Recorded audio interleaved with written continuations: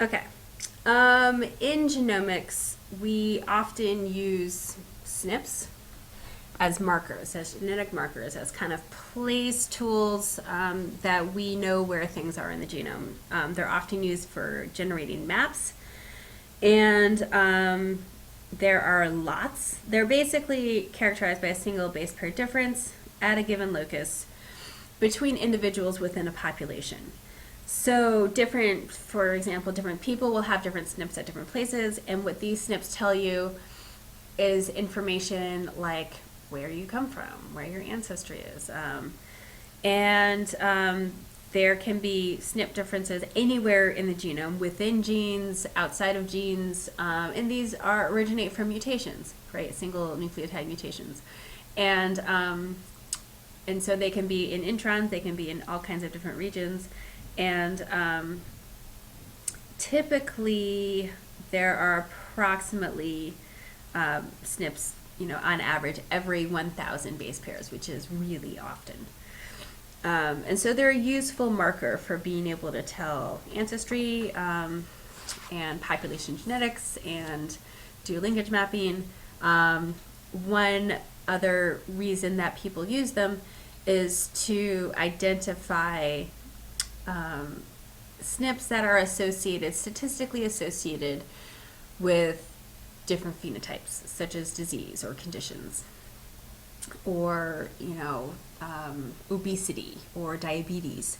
So how this works? This is basically there's an international Heatmap project to characterize SNP haplotypes. And so what a haplotype is illustrated here. So here, let's say we've got 4 different individuals with a region of sequence of some chromosome 1, and we have a SNP associated at the same location for everybody. Their haplotype is the combination of SNPs at that location on a single strand of DNA.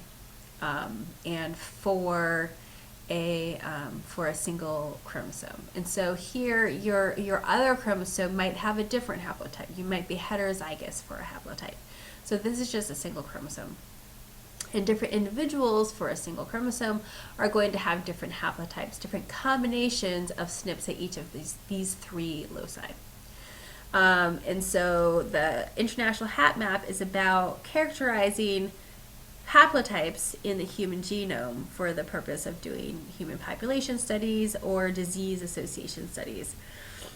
And this is all part also of using these markers are used also for genotype-phenotype mapping, which is identifying the genetic basis of certain phenotypes.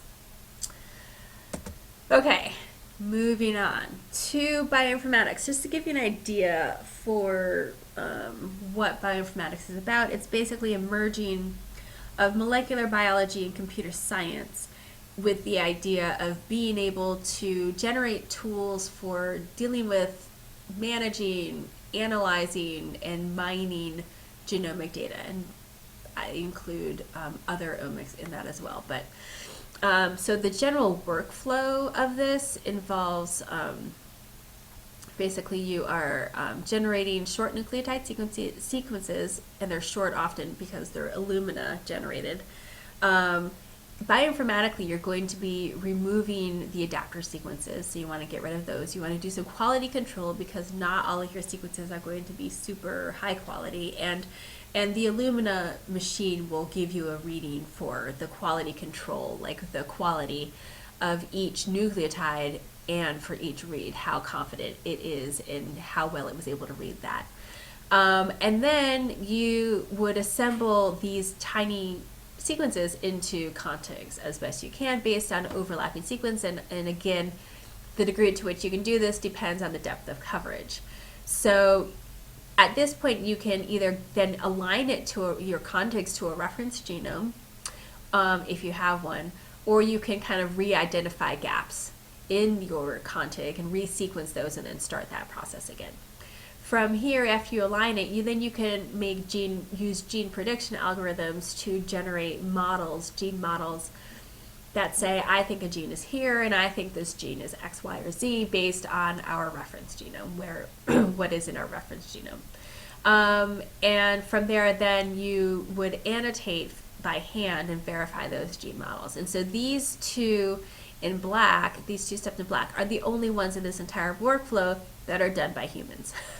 Essentially, I mean, there's humans like at the controls of all of these, but essentially a computer program does this.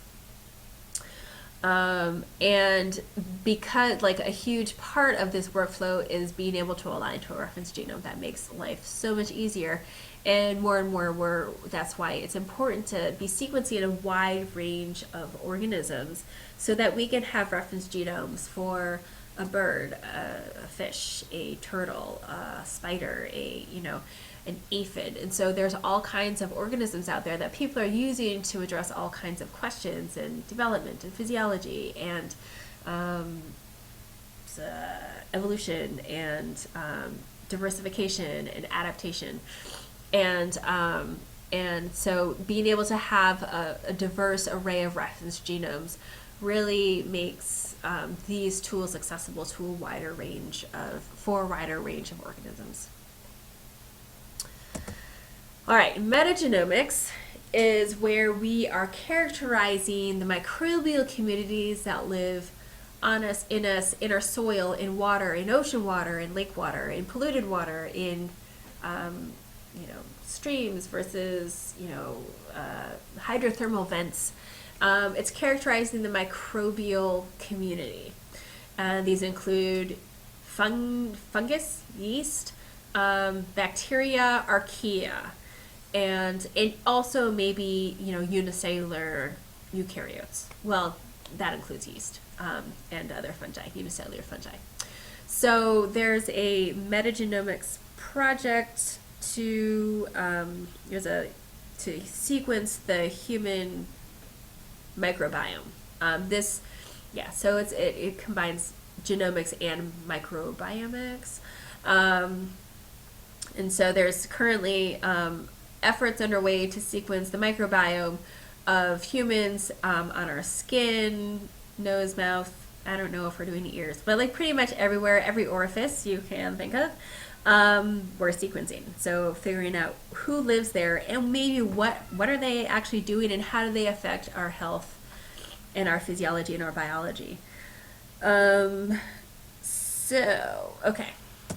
Synthetic biology. This is a super new field that is about creating novel genomes, novel organisms from scratch.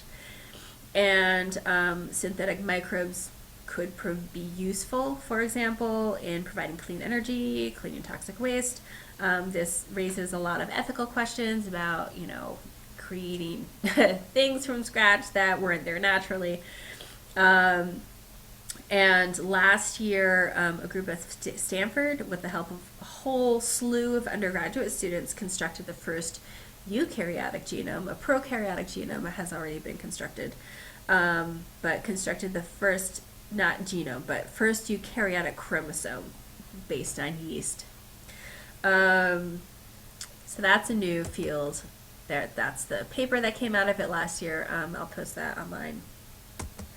And then, so we talked about, that was largely structural genomics. Now we're talking about functional genomics, where we're doing a lot of genotype-phenotype mapping to try to figure out what's the genetic basis of things. So I'm going to talk a bit about some of those tools. And functional genomics can use forward or reverse genetic approaches. Some start with the phenotype and then others start with just the genome and try to figure out what it all means. So reverse genetic approaches can use computational methods to infer gene function from a nucleotide sequence. So for example, you can say, I have a sequence, what does it do? And then you can use a tool such as BLAST, which is available on the NCBI website. And BLAST is basically like a Google search for nucleotide or protein sequence. And it uses sequence similarity to infer homology between two sequences and say, okay, this sequence is similar to this other sequence that I have in my database. And you can then use that to infer that maybe it is related to or homologous, like that is evolutionarily derived or related sequences, and that may share a similar function. Okay, so another tool that we use in functional genomics is to figure out what genes are being expressed. So we can sequence the genome, but then we can also say, okay, what are those genes actually doing? And there are two tools for this. One is the microarray, which is a glass slide on which there are tiny, tiny, tiny dots physically printed onto a slide. And these dots are single-stranded oligonucleotides. And what you do is you extract RNA, you reverse transcribe it to cDNA, and then you hybridize it to this slide. And the RNA is going to be, the cDNA is going to be fluorescently labeled with either a green or a red dye, fluorescent label. And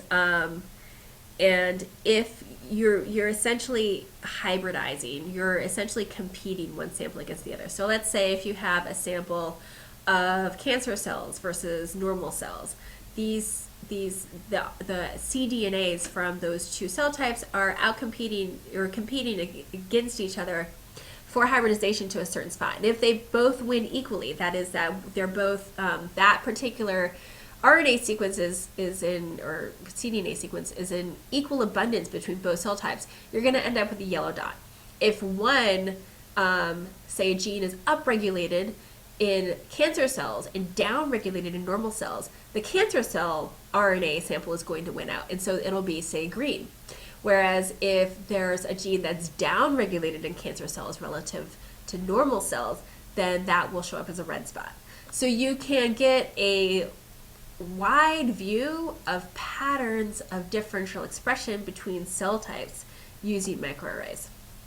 This was actually a microarray that I used in my first postdoc to try to identify genes that are differentially expressed associated with variation in sperm length in sea urchins, which, yeah. Okay, so, this is the key expressed more in group A, say expressed more in group B, or yellow is expressed equally in both groups.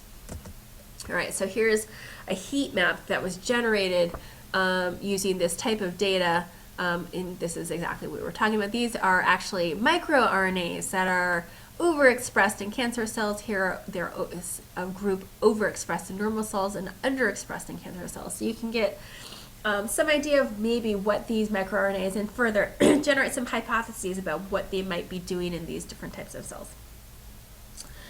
Another aspect of this is, rather than using microarrays, you can actually just do transcriptomics, which is isolate all of the RNA and then convert it to cDNA, reverse transcribe it, and then just sequence everything. And that's transcriptomics, and you can do that for different cell types, you can do it for tissue types, you can do it for different time points. And so, yeah, all right, so transcriptomics is also really, really widely used, probably more so now than microarrays. Comparative genomics is a field where it's about identifying similarities and differences in genomes between close related species to understand genome evolution. So, for example, in Drosophila, there are regions of what we call synteny, of homology, of correspondence, that are associated by color in different species. And these regions are still there, but they may be on different chromosomes, and they may be rearranged differently. And so some species have 6 chromosomes, whereas other species have 4. And so chromosome rearrangements are one question that you can get at with comparative genomics. Okay, proteomics is about characterizing all the proteins, and they're generally isolated using a 2D gel, and then from here, these can be isolated and characterized using mass spec. You can look at their interactions in 3D structure. And as an example, we have a number of, you can probe interaction data sets for known genes or proteins to see, okay, what do we know that they physically interact with, as well as what do we know that they genetically interact with, that they're genetically linked with. So there are a number of different ways that we can characterize proteins and proteomics through their chemistry and their known interactions.